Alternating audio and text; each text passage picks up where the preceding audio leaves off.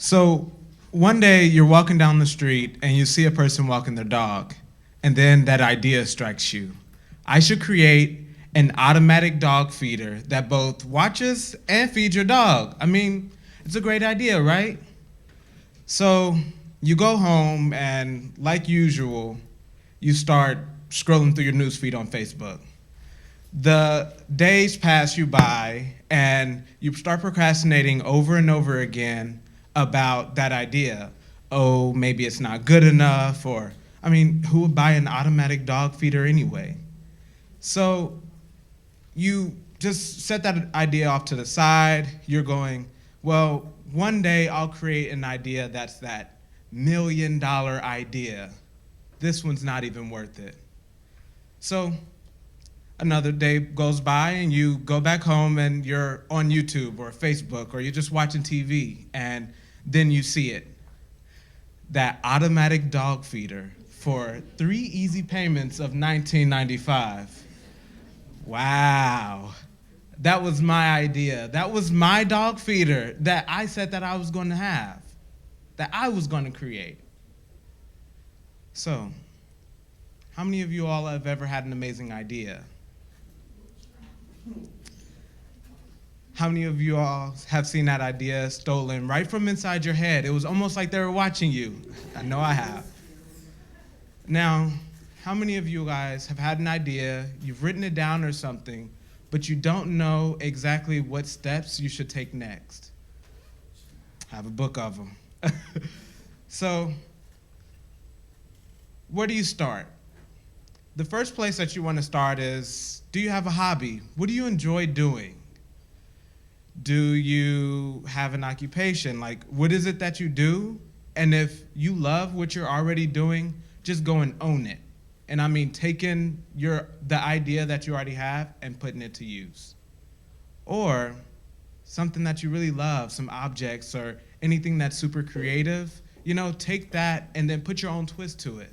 I know several people who have had ideas and have had, like, for instance, granola bars or something like that.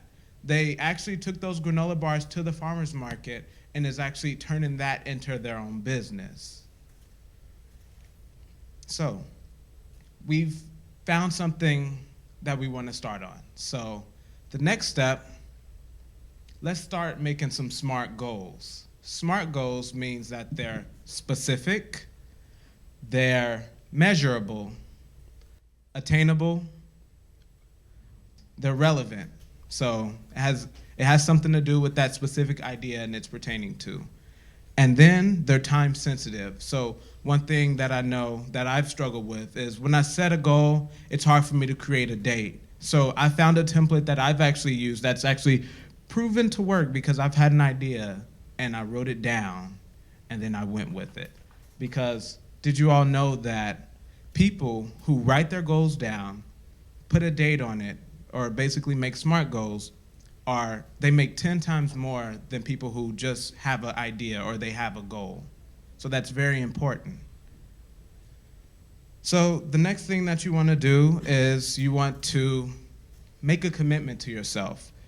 You want to make that commitment and you want to stay consistent on that goal that you have created. I found that working with a goal that has a 3-month interval seems to be the most sufficient. Another thing that you want to do is you want to find an accountability partner.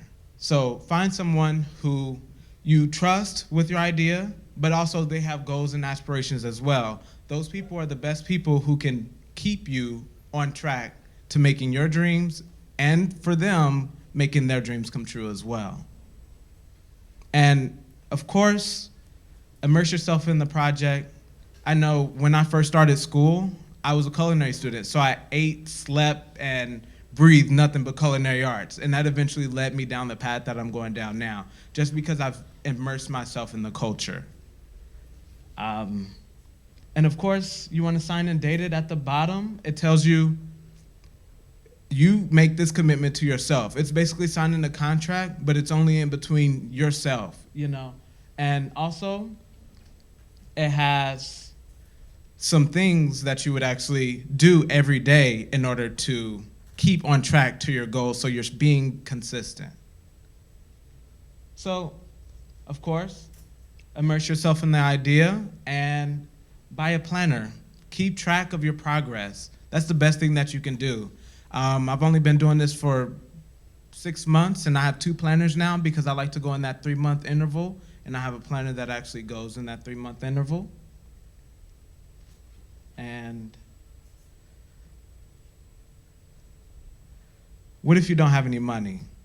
That's one question that I always get. It's like, how do I start an idea but I don't have any money?